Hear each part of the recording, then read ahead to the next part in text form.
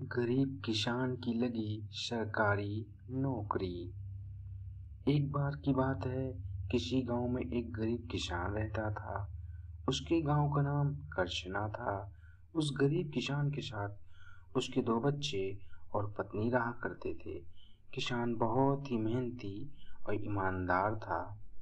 इस बार पैदावार बहुत ही कम रही है।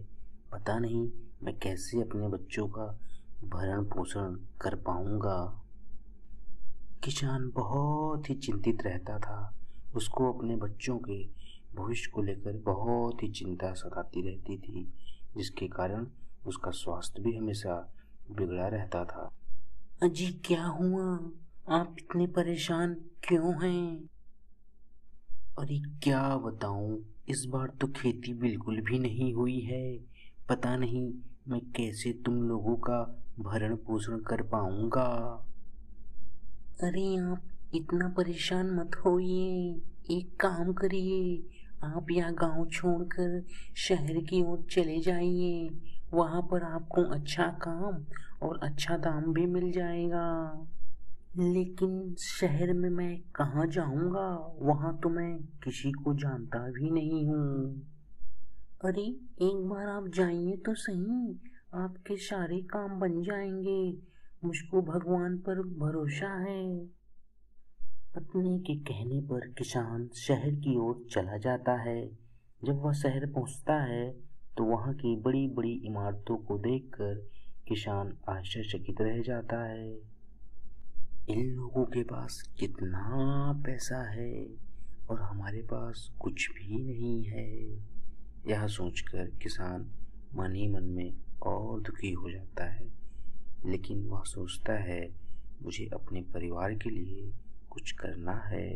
वह शहर का चक्कर काटते काटते थक हार जाता है और एक वृक्ष के नीचे जाकर आराम करने लगता है। तभी वहां बगल में एक इमारत का काम चल रहा था, जहां पर कई मजदूर काम कर रहे थे। वह वहां जाकर उनके लीडर से बात करता है। साहब, हम बहुत दूर से यहाँ काम की तलाश में आए हैं। हमको कुछ काम मिल सकता है क्या? देखने में तो तुम 35 साल के लगते हो। तुम कहाँ तक पढ़े लिखे हो? जी साहब, मैंने 12वीं की परीक्षा उत्तीर्ण की है। नकल करके पास किए हो या खुद से? अरे साहब, क्यों मजाक कर रहे हैं? खुद से ही पास किए हैं। तब तो तुम गिनती भी कर लेते होगे। जी साहब, बोलो तो सुना भी दूं। अरे नहीं नहीं, एक काम करो, यहाँ पर जितने भी मजदूर आते हैं उन सब की तुम्हें गिनती करना है, और जितनी भी ईंटें यहाँ पर गिरेंगी तुम्हें उन्हें गिनकर मुझे बताना है। ठीक है साहब। इस तरह किसान को अनजान शहर में काम मिल जाता है। तभी वहाँ पर पीएम के द्वारा चलाए जा रहे रोजगार मेला का अनाउंसमेंट होता है। बम्पर भर्ती आने वाली है, सभी युवक पढ़ाई करना चालू कर दें। इस बार सबकी सरकारी नौकरी लगेगी, कोई भी नौकरी से वंचित नहीं रहेगा। सरकारी नौकरी? अरे वाह, मेरी भी लग सकती है क्या?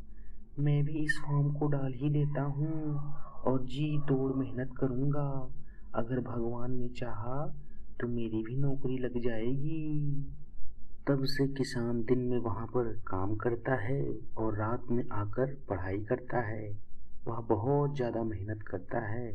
फिर उसने रेलवे में फॉर्म अप्लाई कर ही दिया। मैंने फॉर्म तो अप्लाई कर दिया, लेकिन मुझे बहुत ज़्यादा ही मेहनत करनी होगी। आखिर वो दिन आ ही जाता है जब उस किसान का पेपर होने वाला रहता है। वह उस परीक्षा को दे आता है और कुछ ही दिनों बाद उस परीक्षा का परिणाम भी आ जाता है, जिसमें वह रेलवे की लेवल 6 परीक्षा को उत्तीर्ण कर जाता है। मैंने तो कभी सोचा ही नहीं था कि मैं भी सरकारी नौकरी कर सकूंगा। अगर उस दिन मैंने पत्नी की बात ना मान शहर ना आया होता तो मैं आज वहीं का वहीं रह जाता।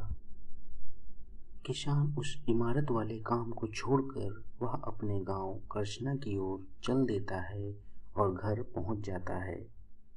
बच्चों, मैं आ गया। अरे आप आ गए, बहुत समय लगा दिया आने में। सब कुशल मंगल तो है? अरे हाँ, सब ठीक है। तुम सब कैसे हो? अरे, आपके इंतजार में दिन रात जैसे खत्म होने का नाम ही नहीं ले रहे थे। आपकी नौकरी का क्या हुआ? आपकी नौकरी कहीं लगी? अरे, अभी मैं जो समाचार तुमको सुनाऊंगा उसको सुनकर तुम खुशी के मारे उछल ही पड़ोगी। ऐसा क्या समाचार है जी? अरे भगवान, मेरी सरकारी नौकरी लग गई और वेतन भी बहुत अच्छा है। वाह, सरकारी नौकरी! मैंने तो कभी सोचा ही नहीं था सरकारी नौकरी वाले से मेरी शादी होगी। ये पापा, हुर्रे!